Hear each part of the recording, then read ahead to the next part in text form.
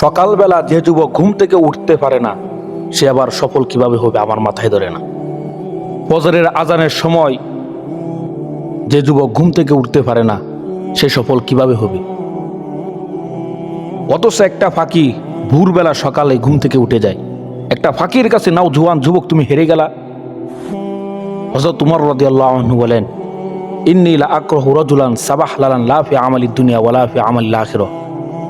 ওই সমস্ত মানুষদেরকে দেখলে আমার খুব কষ্ট লাগে, আমার অন্তরটা কষ্টে ফেটে যায়। লা ফি আমালিদ দুনিয়া ওয়ালা ফি আমালিল আখিরাহ, যে দুনিয়ার কোনো কাজে নাই, আখিরাতের কোনো কাজে নাই। সারাটা দিন অলসতা মধ্যে তার জীবনটা সে কাটিয়ে দেয়। দোকানপাটে বসে, চার দোকানে বসে তার সময়টাকে সে নষ্ট করে দিচ্ছে। ফেসবুক চালিয়ে, ইউটিউব চালিয়ে, মোবাইলের মধ্যে ভরে তার জীবনটাকে সে শেষ করে দিচ্ছে। হযরত উমর রাদিয়াল্লাহু আনহু বলেন, লা ফি আমালিদ দুনিয়া ওয়ালা ফি আমালিল আখিরাহ। ওই সমস্ত মানুষদেরকে দেখলে আমার খুব কষ্ট লাগে, আফসোস লাগে, যারা দুনিয়ার কোনো কাজেও নাই, আখিরাতের কোনো কাজেও নাই। আল্লাহ নবী সাল্লাল্লাহু আলাইহি ওয়াসাল্লাম যুবকদের উদ্দেশ্য করে বললেন, হে যুবক, হে নওজোয়ান, 5টা বিষয় আসার আগে আগে তুমি 5টা জিনিসকে কাজে লাগাও। 1 নাম্বার, শাবাবাকা ক্বাবলা হারামিক, বৃদ্ধ হয়ে যাওয়ার আগে তোমার যৌবনটাকে তুমি কাজে লাগাও। সিহহাতাকা ক্বাবলা মারদিক, অসুস্থ হয়ে যাওয়ার আগে তোমার সুস্থতাকে তুমি কাজে লাগাও।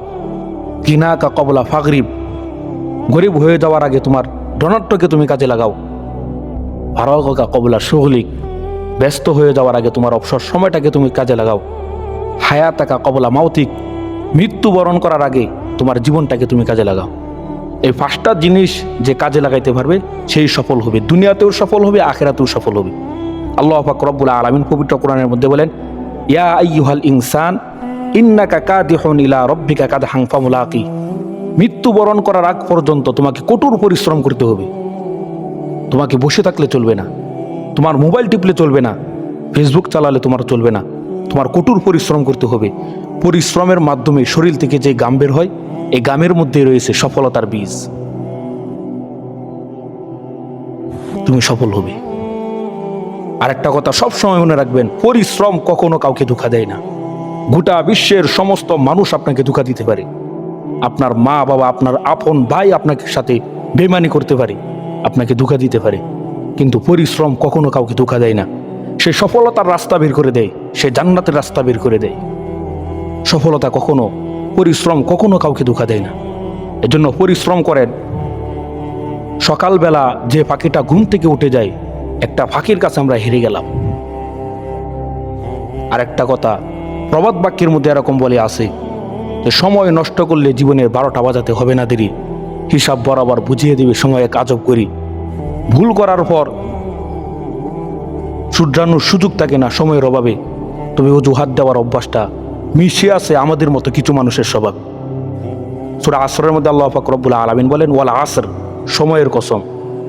সময়ের কসম কি আল্লাহ পাক রব্বুল আলামিন বলেন, ইন্নাল ইনসান, নিশ্চয় মানুষ লাফিল খুস, ক্ষতিগ্রস্তের মধ্যে আছে। সমস্ত মানুষ ক্ষতিগ্রস্তের মধ্যে আছে। ইল্লাল্লাযিনা আমানু, তবে কিছু মানুষ ব্যতীত। আমানু, যারা ঈমান এনেছে, ওয়া আমিলুস সলিহাত, এবং আমলে সলেহ করেছে। ওয়া তাওয়াসাউ বিল হাক্কি ওয়া তাওয়াসাউ বিস সবর, যারা সত্য কথা বলে ধৈর্য ধারণ করে। এই সমস্ত লোক ব্যতীত আর সবাই ক্ষতিগ্রস্তের মধ্যে আছে। এজন্য সময় কাজে লাগানো।